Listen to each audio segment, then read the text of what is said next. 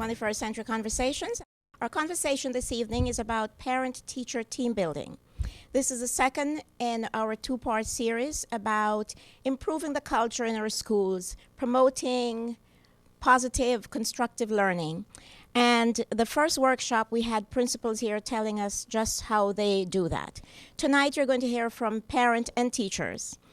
And the purpose of this workshop is to help not only parents and teachers, but of course those of you at home, those parents who say, I don't know what to say to my child's teacher, or I don't know how to deal with issues at school. We hope tonight that you will learn from other parents and from the teachers, because I think we all have the same goals, to promote very positive learning. Today, education from kindergarten forward is the foundation for a positive and constructive life. And we are in the 21st century. We want to make American children the best there is any place in terms of their preparation for life ahead of them. I'm going to turn the program over tonight to Marc Palmieri. He's our facilitator for this evening. Marc is a retired school principal and a member of the board of OneWorld Progressive Institute. He's going to introduce or have his guests introduce themselves to you. Marc? I'd like to take this opportunity to have our guests introduce themselves. I will say to you, they play a variety of roles. Let's start with Giovanni. Good evening. I'm Giovanni Alexandre. I'm a 5th-6th math teacher at New Beginnings Family Academy in Bridgeport. Hello, I'm Carlin Meinson. I'm a teacher in New Haven. I teach 5th grade, and I have 4 children of my own. I'm here as a parent tonight. 3 of them are school-age children in Hamden. Hi, I'm Chris Sagnella. I teach 8th grade science in Hamden. Hello, I'm Deirdre Lindsay, and I'm a parent from New Beginnings in Bridgeport. My name's Lamont Moy. I'm a parent in New Haven, 2 girls, 5th and 1st grade. My name is Cindy Thomas. I'm a parent of 2 in New Haven, 2 boys, 13 and 9, and a daughter on the way. My name is Jamaica Sales. I'm a 6th grade language arts and social studies teacher in New Haven. My name is Sherry Mitchell. I'm an 8th grade science teacher in West Haven, and I'm also a parent of an 11 and 12-year-old. Deanna Pusillo. I'm a 7th grade science teacher at Bailey Middle School, and I also have 2 children, 7 years old and 3 years old. Kimberly Outlaw. I'm a 2nd grade teacher at New Beginnings Family Academy in Bridgeport, and I have 4 children as well, all different types of ages. Mary Rosario. I'm a parent, and I also have 4 children in New Haven Public School System.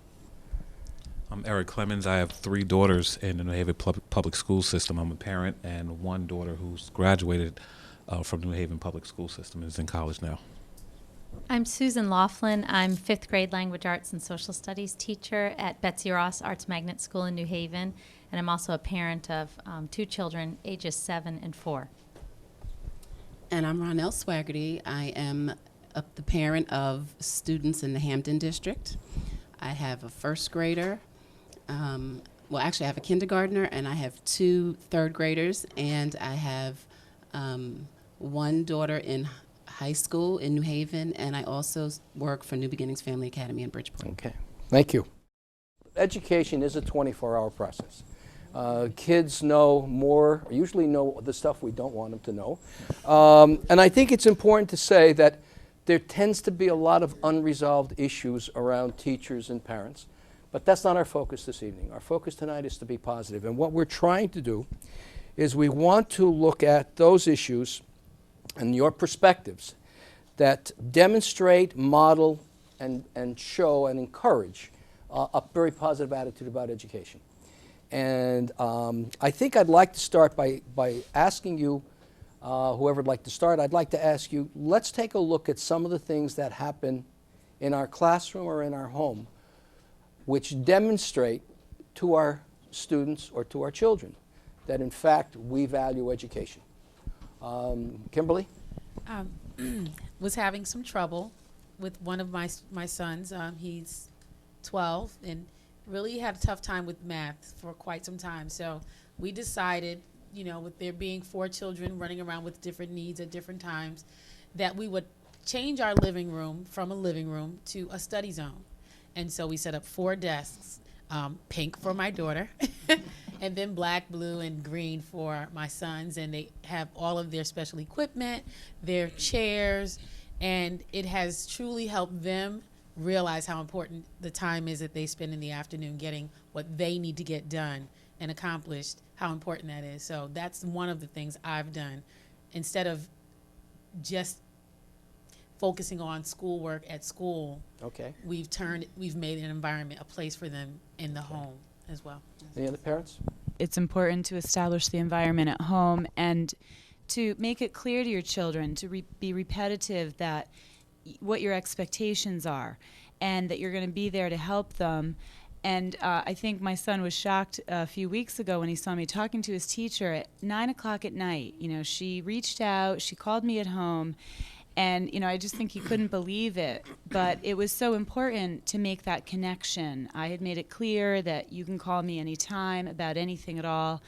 And problem was solved, you know, within minutes. So I think also communication, making yourself open to the school is key. I think also, again, is to demonstrate the intensity that you have for education and the commitment and the passion you have for your children to be educated. And also, one thing that I did was I went back to school to let them see that education was a continuous thing. So that was very important to me, is to really beat the drum on the importance of education, especially young girls. So. Mm-hmm. I'm a teacher in Hamden, so becoming a parent for me has really changed my perspective as a teacher. Okay. And it probably ties more into what you guys see as parents. It'd be neat if you can see what I see as a teacher from my perspective too, to share that. My two have watched me go to school, you know, and continue to learn since they were babies, you know, and they still watch me go back to school. It's almost an addiction at this point to keep, you just keep learning and learning and you can't quite get enough. And they see that. And I think that just intrinsically gets in their heads that this really is something very important to do. I have to ask for parents, how do you handle the television? Oh boy, that's Deidre, hard. go ahead. What I did in my household, I actually removed the televisions from my children's bedrooms. And now they actually have to earn television viewing time. It's like at school they call them stretch dollars. At home they're called television dollars. And you have to do a certain amount of reading or schoolwork, extra credit, or get a certain amount of A's to earn television dollars. Okay. And so if there's a show that you really want to watch that's an hour long, you might need 4 television dollars for that. And they're not really that easy to learn. So in my household, there's a lot of reading. Where there were televisions, there are now books. So my kids are reading a lot more, and television's almost non-existent. There's like one show that they like to watch that's an hour long, and they try to pool their television dollars together to get to watch that show. Deidre, since we're talking about the collaboration between the school and the parents, did you come up with that idea, or did the school, like, did you piggyback off what the school was doing and say, hey, I'm going to try that at home? Like, well, they do stretch dollars at school. That's where I got the idea for the television dollars. Yeah. And well, I just felt that I started sitting down. My daughter's now 7, so I actually sit down and watch TV with her. Mm-hmm. And she's watching Disney and Nickelodeon. I'm like, these shows, I don't want my kids watching them. Mm-hmm. And these are the kids' shows. So I said, you know what? TVs have to come out of the room so the TV's in the living room. We have one TV in the living room. The other TVs are in the basement unplugged. Mm-hmm. And so we actually watch TV together. So if there's something I don't think that they should watch, I can turn, or it's a lot of teachable moments. There's something that might come up on TV. Right. They're watching it alone. They might interpret it the wrong way. It gives me a chance to explain to them. But it was the dollars that was I an think idea that's I got really from the neat that school. you like implemented something that was going on in their school at home. That's neat. I've got a question. Not all of our parents have been successful in school. Based on your experiences, and probably I'm going to use myself, my parents made it to about the 7th or 8th grade. What are the kinds of things, as a teacher or from a parent standpoint, what are some of the things that we can talk or tell to parents who may not be able to help with the science homework, but how can they, and they can, support their kids' education without being able to help them with their homework? Sherry? For my classroom, it's all about application. You know, I'm not interested in what they can regurgitate back. I really want them to be able to apply their knowledge. So the best way for them to study for a test, and I tell them to do this all the time, is go home and teach someone at home. And it can be a sibling, it can be a mom, dad, aunt, uncle, you know, grandma, grandpa, anyone who will listen. And what I found over many years of doing this is that the parents will come in at parent visiting and say, I never knew that. So it becomes this great community even within their household. And there's teaching going on, and how empowering that it's this child who's doing the teaching. Okay. Cindy? Exactly. That was a good thing that she said, because I know like certain things that my kids are learning right now that I don't even understand, but his school is like really good at, if I don't understand something and I know they teach it in the class and then they send the same work home and he's telling me he doesn't understand it, I would take him to school before school started in the morning. The teachers would explain it to him, actually help him with his homework that they know that he should have known how to do that morning, or he would say after school to learn how to do it. And it shows him that, you know, I didn't know how to do it, but I'm going to take him to somebody that knows how to do it. And then as they're explaining it to him, they're explaining it to me too. Good. Giovanni? I think something else that's very important to remember is a lot of us are very far removed from our school days, you know, and even as teachers, we have to lesson plan. And that's because we need to reteach ourselves how to do certain things before we even teach it to the children. So there's no shame in forgetting how to do something. And I actually have my students, they all have my phone number, and they call me. Actually, I was on the phone with one of them as I was coming here. Like, they call at night if they need extra help. Parents call, they email, and they just know that teachers are accessible to them to ask those questions as well when they can't assist at home. Okay, Lamont? One of the things I've done was ask the teacher, how did you prompt her to do this assignment, so that I'll know how to prompt her, So, and that worked for me. Good. We have a little joke. My daughter at Hamden Middle School and I, she would come home all last year and say, Mom, you have to sign this test. And I would look at her and say, oh, why? What, did you fail? And she would laugh and say, no, I got an A+. But, you know, it was a humbling moment for me, because it forced me to realize that kids don't always bring home the good grades, you know, and the teachers made them all get it signed because they wanted to make sure the parents saw that and had that, you know, wonderful moment of congratulations that we can sometimes get so busy and forget about, you know, doing with our kids. So I loved that about them. Kimberly? I had an experience last year. It was so funny because I have a parent. You know, parents come in for report card conferences, and sometimes it takes on this whole other life of its own. And so we have this math program, and pretty much everything that we teach them in this math program is very different than anything we've learned and the parents have learned in math. Even, you know, as far as regrouping and carrying the tens, the ones over into the tens place. And so, you know, I'd have these parents doing these great things at home, which was totally undoing what I taught in class. And it was really just about strategy. So I had this parent come in and we were talking, and then all of a sudden it turned into this lesson, and I have parents out in the hallway going, oh, I want to sit in on that because I don't know how to do it either, which that was humbling for me, because I realized even though I'm sending home these wonderful little sheets that sort of explain it, I really needed to reach out more to my parents so that they could start feeling empowered to at least try to help their children with the work. So I thought it was a really funny moment, because parents were walking by going, wait a minute, I want to do that too. I thought it was cute. Susan? Well, I think you brought up a really good point, because I think it's empowering for parents to recognize there isn't just one way to do things.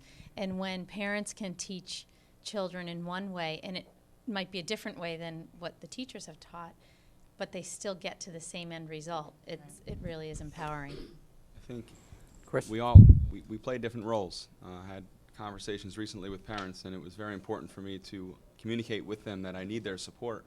And that I would say simply that, because parents, sometimes, you know, it can be embarrassing that your kid's having trouble in a class, may not know how to act, they don't know what you're thinking of them on the phone if you haven't met them face to face before. So what I simply said is that if you can check their homework at home, and I told them exactly what assignment happens every night, because in my class they have to do a certain assignment every single night. And I said, if you can just check with them to make sure it's getting done, or make sure they're putting their best effort in, that would be enough. That's all I need, because then I can say that I know that we're on the same page. And then any help that they need with the specifics, with the content, that's my job. That's where I come in. So, but if you can support me on that, And because there's a content, there's a teacher, there's a parent, and there's a student. There's 4 things that have to come together and coalesce for success to happen. Oh, and I think it's cute that my 6-year-old calls me a parent teacher. All right. Well, sometimes we forget you are the first teacher, and I think that's important for us to understand. And the other thing is that to your point, it really is amazing the things that we thought we knew, really we don't know. And I remember the first time I said to somebody, I said, something about 2 bits. And the kid turned around and said, "Where's the computer?" But anyway, let's talk a little bit about the issue on, you mentioned going in, whether you be the teacher or the parent, and you've got a tough conversation. And I sense from most of you, you go in because your primary concern is not to win an argument, but to basically come up with the best solution for your son or daughter or for the students. What are some of the things that work better for you in those kinds of discussions? Jamika? I think one thing that's really powerful that we do in my school and I have done myself is we have, like we're doing right now, we have the student come in to the meeting. And usually I start by letting the student talk.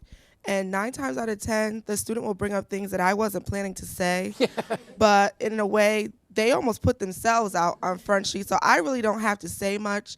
It's just a confirmation of sometimes what I've been trying to get across to the parent. But when we're all there and we're all together in body, but together on the same page with the student there, and I always wrap it up by saying, I want the best for you. Mom and dad want the best for you. Maybe my other partner wants the best, but you have to take responsibility and you are the part. And sometimes we'll talk first and the child will be in another class and we'll have the secretary call and say, can you send, Johnny down to the meeting room? And we'll have already talked and then he'll come in and say his part. So I think it's important to have all key people involved. We can meet all day as adults, but if you don't have that child involved and on board, it's pointless. I think first, as a parent, you pray first before you go into the meeting. And then I think it's important that you don't make it about you and you don't feel like the teacher is threatening your sense of parenthood given whatever situation is going on with your child. And also, as a father, that that you are very intimate in terms of how you look at and how you view your child. You got to be realistic about your child and trust the teacher enough that they are giving you sound advice and a sound story given the nature of the situation. And also there's a piece of accountability in that for your child too, for my daughter. Or you're going to sit here and you're going to tell me exactly what happened. And then I'll listen to Ms. Sales or whomever. So I think first you have to go in there knowing that it's not about you, and the teacher has to know it's not about the teacher, but you're there to support and nurture and encourage the child at hand. Okay. I'd like to ask you, because I'd like to just follow that a little bit, and that is, you mentioned the issue of trusting the judgment of the teacher. Yeah. What are some of the clues, or in mannerisms, what are some of the things for you that help you to reach that point? I think at certain ages, or at a certain age, that children are very innocent and very truthful in terms of how they relate to a grown person. Okay. So I don't necessarily listen to the teacher, so to speak. I listen to the way or watch the way my child or children react when the teacher's around. That lets me know that they really like the teacher and it's a positive relationship. And I'm not saying it's anyone's fault, but people, especially grown people, can kind of tell you anything, but children will show you the real deal. So I look at the body, the mannerisms of my children to let me know what's going on. Kimberly? There was a quote that I found, and as a teacher, I thought it was hilarious because I've had to sort of use it at times, and it goes, if you promise not to believe everything that your child says about me, I promise I'll do the same thing and not believe everything that he says about you. And I think I think you need some humor, and you have to definitely trust your child and know that you know your child. But children, sometimes the things they tell me about their parents, I have to always listen and be mindful, but some of it is just, I'm thinking, I just did that to my child yesterday, Okay, now what am I supposed to do? So I think we all have to listen with a grain of salt, not have our ego so much as a part of it, and be willing to have the tough conversations. I love for a parent to check me, to say, there's a problem here. I want you to check me, because that's the way I learn and grow. And I love to check parents. I think it's important. I love to let parents know when I see something that I don't know if they see it. I see something that needs to change. How do we move from here? And that's really how I build relationships with my parents, when we deal with the tough stuff. Cindy? You're exactly right. Like, my son, he's a good student, but sometimes it's like he knows, if I tell my mother something, she's going to go against the teacher right automatically. And I got a progress report, saying he wasn't completing his homework and stuff. And I was like, what's going on? He was like, oh, no, I'm completing. Went in, had a meeting with the teacher, had a meeting with the principal. They called him right in. And it was like, come to find out, he decided to pick and choose what he wanted. Well, they gave me 5 pages that day. I decided to do 2. I said, you can't pick what you decide what you want to do. If they give you 10 pages, you have to do it, because it's for your education. They know what they're teaching you and what they want done, and you have to do it. It's the same as in a job. You can't just, I don't want to come to work today, or you won't have a job. So it's like, I'm not always against the teacher, so he knows that, and the teacher knows I'm not just going to be on his side. I have to say, I appreciate in this day and age of the emphasis on test scores and standards and, standardizing everything, that I have found the vast majority of teachers still really know the whole child. When I go in and they're talking to me about my child and, his or her personality and what they like and what they don't like and what's funny about my child and all the good things, I have to appreciate that so much, because they've kept the human aspect in teaching, and I say bravo to teachers for doing that, because it's not easy in this day and age, and everything they have to deal with, and the piles of things that they have to teach. So keep it up. Okay.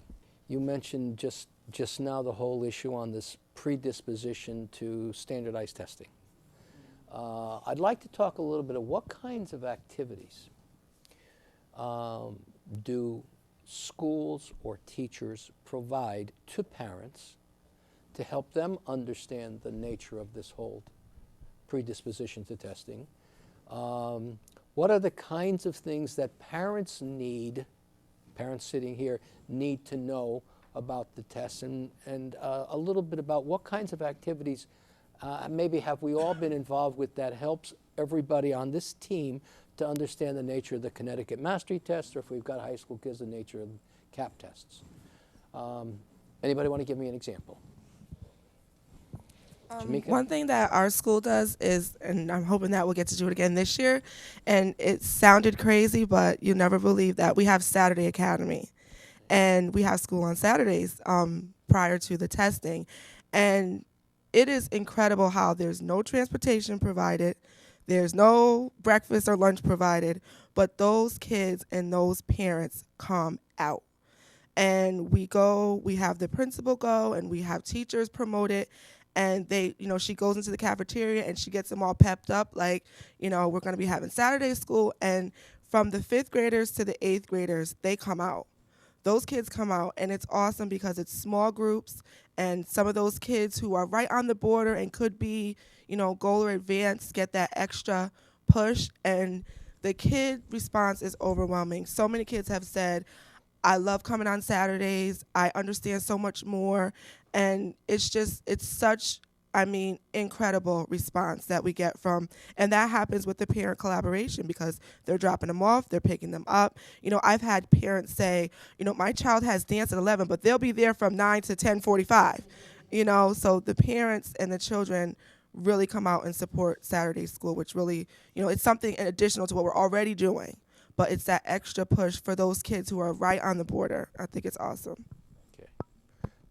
Do you have any parents that actually attend the sessions also, or can they? I I've done it 1 year, and I haven't had any parents actually sit in on a class, but we do also have in our building high school students who are doing another program, and they come and teach the little ones. So I think that's powerful too. The teenagers, the 17 and 15s, come and teach the 5th and the 6th graders also. As a parent, I get a little concerned when the CMT or any type of standardized testing becomes very paramount within the culture of the school, and you hear your children talking about the testing as if it were something that was a part of them. So that's when I get a little concerned. I have children who've gone to Betsy Ross and one who's there now, and I love the Saturday Academy because not only is it for the testing, but there's a social component in that where the kids see their friends on Saturday. So I like that, but I get a little concerned when it becomes so paramount, especially to my 9-year-old, that it's part of her language, and her expectation is this standardized testing. Yeah. I Chris? agree, Eric, and one of the things that I was going to say was that I always tell my students, and I taught for 11 years in high school, and the CAP test was huge, and we did Saturday academies and all sorts of extra help sessions, and I went through the traditional schools too, but it's important, but it's not gonna be compelling to a student to know that your goal for them this year is to help them pass the CMT. I teach 8th grade now because I think that's a pretty weak argument to say to your students is, that's what we got to do. We got to do this year because you're going to lose them. So there is a focus. I know on our team. I can speak best for our team, and even the culture at our school, at the Hamden Middle School. There is a culture that believes that the CMT is valuable because it's valued in our society. Where we live in a very performance-based society at times, not everywhere you go, but it's a piece. It's a piece, and I think it's something for all of us to look at that are involved in our children's education to say how much good does it do for a young person to have pressure on them to pass a test, and is a test is it important enough for them to feel that way? You're watching 21st Century Conversations. We are having a conversation this evening about building parent and teacher cooperative teams for the benefit of all children. The people represented in this evening's conversation come from Bridgeport, Hamden, New Haven, and West Haven. The facilitator for the program this evening is Marc, a retired educator, former school principal, and a member of the OneWorld Board of Directors. There you go. And the parent and teachers are sharing with each other what they can do to enhance education. And one of the things that the next half an hour will bring you some of the specific things that teachers can do to help parents and that parents can do to help children and that together they can do to help all children. And so I'll now turn the program back to Marc Palmieri while we invite you to always watch 21st Century Conversation on your public access channel. Let me pick up exactly where you were and hold your thought. And that is what I think you've said, and I think it's important to try to clarify this, is that an educational environment has both a cognitive and affective side. It has the academic side, it has the emotional side. And somewhere during the last several years, there has been a predisposition to define the school solely as an academic environment. And one of the difficulties with that, even from my perspective, is that in all of our discussions, both with the principal and with you, it becomes very obvious that the key to a good education is an environment that understands the developmental needs of kids, that understands the needs, support needs one another, and that basically we can't get kids to move and to grow if in fact we don't have the kinds of relationships that allow this to happen. And I think there's going to be a little swing back to the issues on child developmental theory, but I think in the meantime, there has been in the last several years undue pressure in terms of trying to define a school's performance as simply good if they have good test scores. I just want to go ahead, Chris. And Eric, this goes to everybody. One of the things I do a little bit of reading about education, to keep up on what's current. But one of the themes I'm finding in a lot of the stuff that I read these days is that, as a teacher, and I feel this way too, so I connect to this. It's most of the day I'm connecting with those kids in the middle, and I don't know how many parents are familiar with Howard Gardner's theory on multiple intelligences and the different ways that people learn and differentiated instruction and trying to reach all the kids in the classroom. I mean, back in the day when they had schoolhouses and a woman teacher was in the house and they had ages 5 to 16, they had to differentiate. I mean, this stuff's been going on forever. But and just think as a parent, how you differentiate with all your children. The test, I think, hits that middle portion. But the problem, I think, in America right now is that what's happening to the top and the bottom? The top, I think, is getting slowed down because the test is not challenging enough for them. And the bottom, they're getting held up because they're being judged by the test. And the middle's doing okay. And to me, I agree with what you're saying about emotional. I think it's more character. And having taught in a character-based school for 11 years, I can say that the phrase unique potential is something that I think we have to start looking at as educators. Unique potential, because every child is different. And we can't be, end up being just a cog in the machine. I was there when we designed that school. Hyde? Hyde, yeah. So, I mean, I know the discussions. And I think we're all talking about the same thing. What's that thing that makes the total child? Cindy, you had a comment? Oh, yes, I was just going to agree with what he said about the mastery test, because my son is currently in 8th grade, and he's already told me, oh, we're preparing for the mastery test. And I'm like, well, what about your foreign language class, and what about your theater? All the other classes are falling behind because they're just the whole year preparing for the test. It's like, what happened to the classes and the classes that are not on the test? Like, if the test is general, what about your other subjects? Yeah. I think it's important. The building leaders have to set that healthy balance. It's a huge job they have, but they have to set a healthy balance for that whole school to keep that in check and to make all the teachers feel important. The arts, everyone, whether it's on the test or not. Kids love those classes. Those are some of the favorite moments of their day. The one positive thing I think as a parent that has come out of all the testing and the CMT is that I have to say it has moved educators to improve the curriculum. It really and truly has. And I feel like that competition maybe among school systems has been good because it has pushed some school systems to really improve their curriculum and notice all the kids at all the levels and work with all of the children that take that test. So that's a positive thing. I want to say here, and I think this is important, that testing is a fact of life. And I think all of us, in some way or another, have been tested in a variety of ways. It's healthy. I think our concern is that basically it has redefined, seemingly, what a good school is, and that's what our concern is. We think our kids should be competitive, they should know how to take tests, they should do well, people should be accountable, and I say people, I'm talking about all of us because education is a 24-hour process. So I think it's important to understand, we're not saying that testing is bad, but put in perspective, we need to understand it as the child develops. It's one piece of that development. Yes, I think the bottom line is, though, right now in time, is that there's an overemphasis on the exam.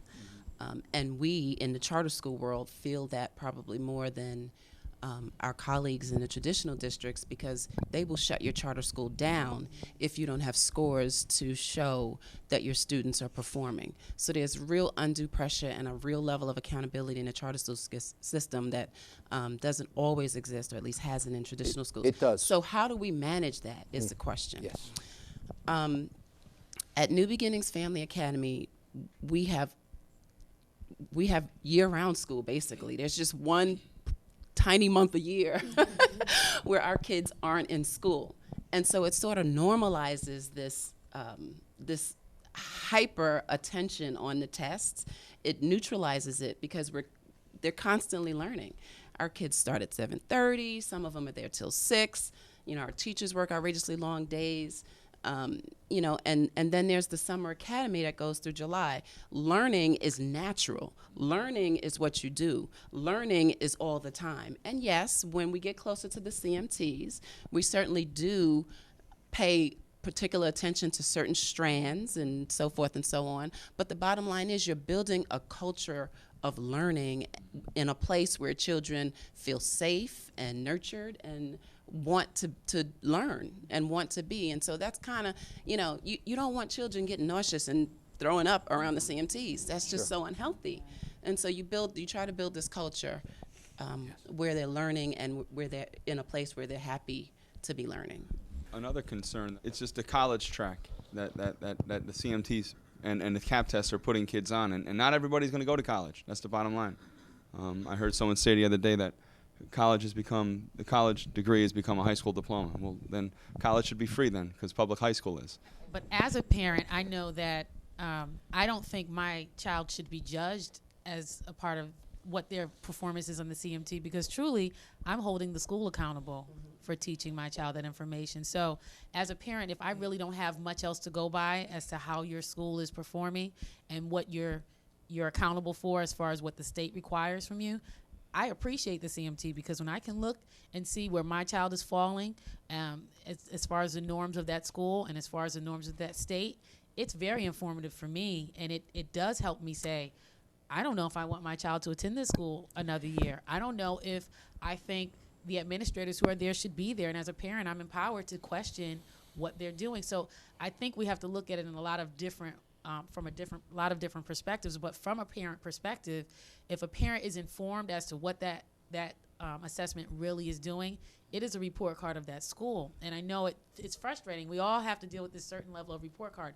even our children. So I think it is healthy to at least say, at least I have something to question your methods at this school. I want to challenge that a little bit by asking, is it generally the case that the schools where there is a greater level of real parental involvement, and I'm not talking going to PTA meetings, where there's real parental involvement, that those schools are generally performing a little better or have a little more healthy attitude about performing better? I really can't say that, but I'll say this. As a teacher, it is my responsibility. I'm the last line of defense for any student who walks in my room. And so if they don't have a parent involved in their life, I can't use it as an excuse for why they're not able to perform on the CMT. I have to almost put a blinder on, and I know that it's not truly realistic that I'm going to give 90% of my attention to Johnny, whose parent never comes, when I know I have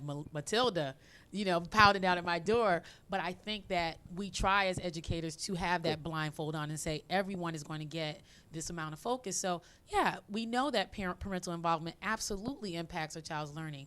But as an educator, I can't use that as the basis for why my students That's good clarity for me.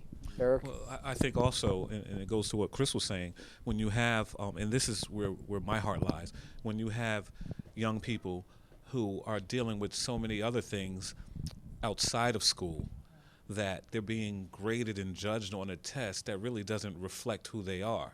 That's the problematic piece to me, where some children come to school just to eat. So, so the test really isn't a clear reflection of their potential. And that's when it becomes very problematic for me. And the mechanics of the test and it being a strong piece of fabric of the culture of the school, where this kid who was dealing with things that we couldn't imagine at home have to just come to school just to get away from home. Yeah. So that's when it becomes and then it becomes a double-edged sword, because as a teacher in the classroom, I get frustrated with the system, knowing very well about that student's, home life, family, whatever, and it's not just one student, and to base everything on that, that test, it is frustrating, and so what do? You don't know what to do, and you want it. Yes, the test is important, but they don't take all of that into account, and it's sad. Well, I know me personally as a parent, I've had a teacher, she didn't teach to the test. She just taught. But she brought the parents in, and she explained to us what they would be tested on, what it was that our kids would be doing, and then she just taught her class, and her class did very well on the CMTs. Yes. So she still taught that whole child, but she still got those CMT strands in there. So Yes. I thought that was really good, because just like she was saying, it's like that's my measure of how the school's doing. It's like if you have 90% of the kids that are below basic, I don't want my child at that school. Right. So I appreciate the CMTs, and when she sat us down and showed us what our kids would be taking, I'm like, okay, as a parent, our kids should be learning that. They should know how to do this. So I'm like, the reading part of the CMTs, I'm like, if our children can't at least score at goal, what are these teachers doing? So as a parent, I found it to be really helpful, but she did sit us down and explain to us what they would be tested on. So we had a realistic view of, okay, what is my child being judged on? And like the reading was something in 5th grade, they should be able to read this and answer these questions. Right. And so, and as he was saying to the child that might just come to school to eat, she had children like that, and she addressed that. But once you come inside her classroom, you're all students, and I hold the bar up here. Yep. Right. So regardless of what your home situation is, I'm going to teach you like you have 2 parents at home, the best circumstances, because you're here to learn, and regardless of what your background is. Mary? And in New Haven, we have the Title I, the workshops. I attended the week-long workshop and showing me the test, ways that I can help my kid. So I brought it back to my house and then brought it back to my school and encouraged other parents who I know they want to come, and they're just a little bit afraid of the jargon, of the language and everything like that. So it was like, come on, I'll bring it to your house. I'll help you out. And, that's what... I mean, the issue on educational jargonese is a big issue. I mean, and regardless of what school district, I've had a number of people call, and they basically turn around and say to me, I don't want to sound dumb, but when they talk about mapping or they talk about this strategy or that strategy, I don't know what they're talking about. And sometimes, as we talked earlier about, I'm not sure if I talked to a whole bunch of teachers, we'd all get the similar definitions. But generally, Cindy? Yes. Oh, I was going to say, exactly. If some parents are like scared to not look stupid or anything in front of their teachers or in front of their children, but that lets your child know that if you don't understand something, find out, learn it so you can teach them, and don't be afraid to, learn. It's always good to learn something new, because I know if I don't know something, I'm going to tell you, go to your teacher, or I'm going to find somebody to help you learn it. Or I'm going to learn it myself. And as he said, like the students that just come to school to eat, I know a child that comes to school just to get away from his problems at home, so I know he will definitely not score well on his tests. And one of my sons, for example, he does perfect on his school tests and stuff, because I am there in his school, and I'm allowed to be there in the school. My other son, it's a completely different child, because there is no parent involvement in that school. And I'm a parent that's in the school all the time, and they can call me anytime they want, 24 hours a day. But his school does not want parents in the school. So you can see the difference there. He is completely behind because they don't want me in the school. Yeah. Yeah. I think what's really great for parents, let's face it, a lot of parents, they're both working, is for the schools to provide like a workshop approach. And I think that you have to make that friendly bridge where it doesn't sound a lot like educational jargon, like things they're not going to understand, but more of a workshop approach where they're showing them in real terms, in friendly, common language, what's going to be on the test, give them examples, have them participate and try to do some problems and see how challenging some of them might be. And it's kind of humbling for the parents. They realize, wow, my kids are challenged every day in school. They're working hard, to try to figure this out. And maybe for some of them, it'll push them a little to help their child more. But, I think a workshop approach is a really good idea and has been effective, and has had a positive effect for parents. Being an educator, CMTs are important, but I try to, and I know in my school community too, is that what we teach and what we do is the fabric and the thread of what we're doing. It's not this right here is for the CMTs. It's woven into everything that we do, so that it becomes, like someone said, it's just natural. It's natural to read. It's natural to do mathematical equations. And I think too, I'm glad we're all here, but at the same time, it has to start from the top. When You know, it's just like saying, I don't like the fact that I have to get my driver's license in order to drive, so I'm not going to take the test and I'm just going to drive with no license. Well, yeah, but that's what you're measured by. You could be the best driver, but if you don't pass the driving test, you're not going to be issued a license. So it has to start from the top with the whole child and not just test scores. We all know that. We know our kids. We're in the classrooms. We're in the homes. But it starts from the top. These are the pressures that are put on us as educators. If you're going to tell me that, Ms. Sells, you're accountable if 50% of your children not read on X grade level, your job could be in jeopardy. Well, guess what? I don't care if I have to stand on my head, come on Saturdays and Sundays after 5 to make sure my kids are worth it. I don't want to fail. I don't want my name, when scores come out and they say, this child was in your class last year, why were they not succeeding? I take that personal. And I think to your comment, and it's very appropriate because you did mention principals at some point in time.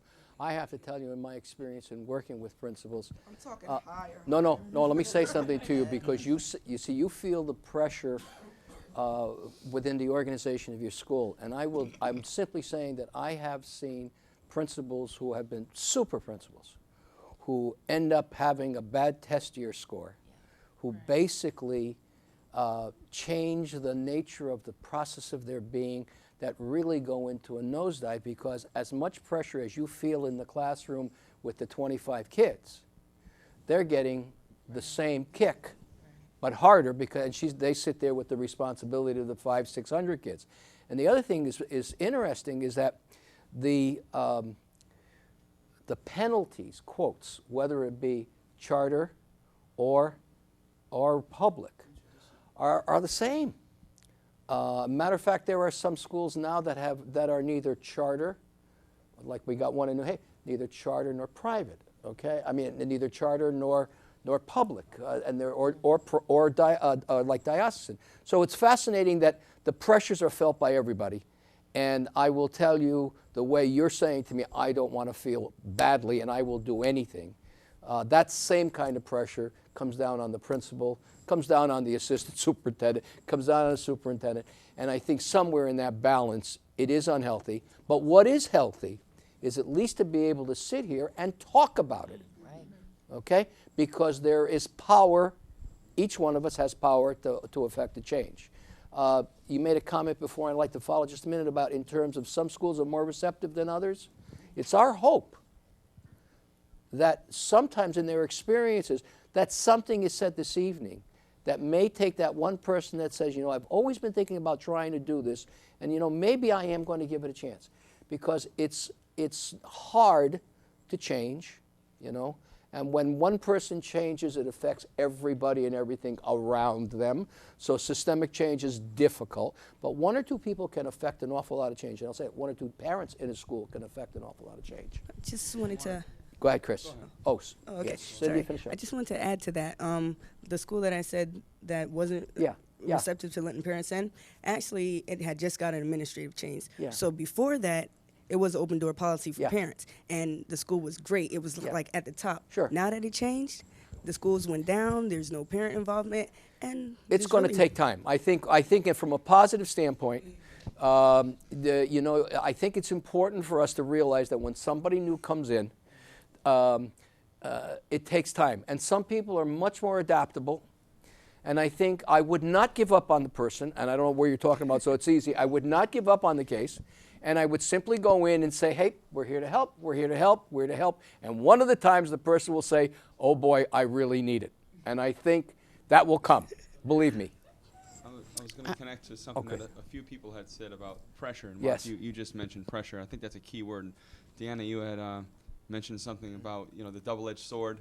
And like when you're a teacher and you know that you want to nurture a kid, nurture the kid and show them that you care about them and build trust. But you have this pressure on you that you're like, okay, I'm in a race right now, and I got to cover X, Y, and Z before May or whenever it is, and it's tough, and I think all teachers can relate to that, and parents understand where we're coming from too.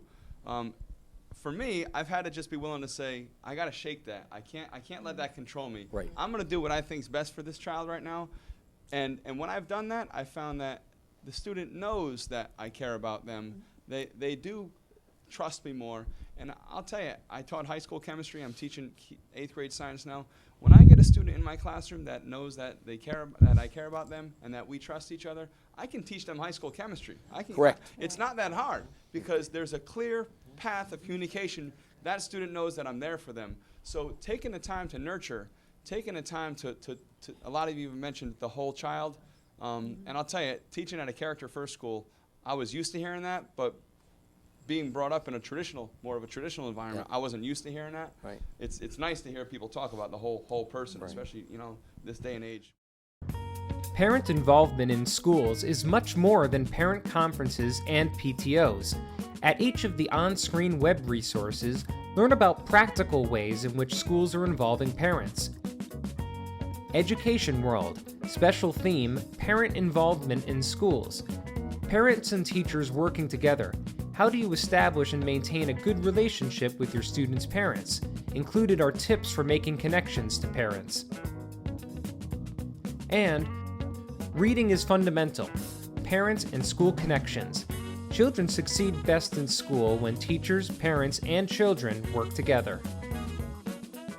What is the one most important thing that you would like to leave as information for our audience tonight? Giovanni? Remembering that the education of your children is a partnership between the teacher and the parents, and whatever you can do to make sure that that relationship is flourishing and making sure that your student is succeeding, you should do. Communicate every day if that's necessary. Call, email, do whatever it takes. Go sit into the class, do what it takes. Thank you.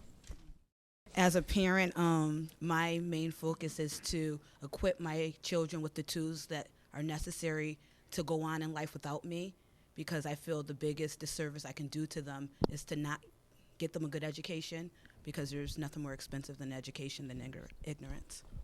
As a parent, I think it's imperative that both parent and teacher be on the same page. I think the teachers or the administrative staff at the school shouldn't be afraid to allow the parents in.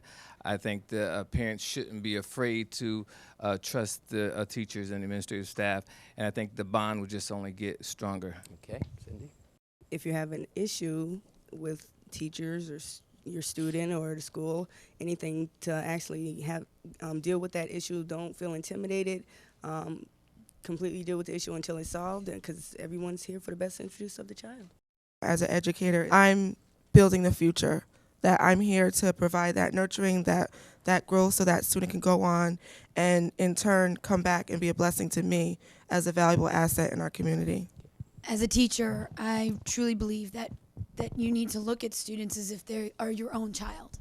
And think about empowering them to be independent learners.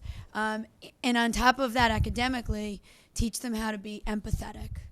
The urgency in education is the matter of pushing one to find his or her passion before the process of education becomes the undoing of such a discovery. The science of teaching is to discover the genius in every child. The art of teaching is to encourage each child to uncover such a thing. As a parent and a teacher, believe in your ability to guide a child to learn every day and inspire a community to be that guide. That it is the duty of every parent and teacher to facilitate the idea that any child, for that child, that they can achieve anything in this world that they dream of. That is the duty of the parent-teacher relationship. I agree that every single child is someone's precious baby, as you mentioned. And most children are receptive to learning, appreciate having new experiences, and enjoy sharing their own. Educators have a responsibility to meet children where they are and to help them learn and grow from there. Every parent wants what is best for his or her child. Communicating that effectively is critically important. Parents have power. The best way to affect change is to stay positive and work with your child's teacher. Is teaching the most important job in the world? It certainly is, and parents are their children's first teachers. When parents and classroom teachers build effective partnerships, students benefit doubly because both have the responsibility to teach children. The federal government has instituted a Race to the Top program. You can read the executive summary at the website on your screen. Learn more details about the federal proposals on school reform by visiting Education Secretary launches national discussion on education reform at the web address on your screen. I encourage those of you at home to visit our website to learn more about this program, and I thank Marc Palmieri and all of those who help us to get you here. And thank you so much for your wonderful information. Education is power. Knowledge is power. Thank you, Marc. Good night.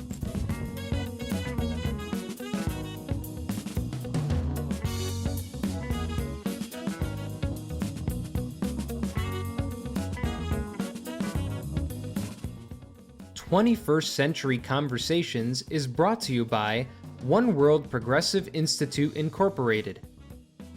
We are committed to bringing you information on health literacy, education at every level, and on the benefits of civic engagement. Tonight's program covers education and civic engagement. We are thankful to everyone who participated in making this program possible. We invite you to visit our website and to learn more about our work, and we welcome your input. 21st Century Conversations airs on AT&T UVerse and on all major public access cable systems in Connecticut. Visit our website to learn more. Ask your PEG access station to air 21st Century Conversations. You've been watching 21st Century Conversations. Let us hear from you. Call us at 203-407-0250 or send us an email at oneworldpi@yahoo.com. Or write to us at Producer, 21st Century Conversations, P.O. Box 8662, New Haven, Connecticut 06531. 21st Century Conversations is a production of OneWorld Progressive Institute Incorporated, a 501c3 community organization. We invite and welcome your support.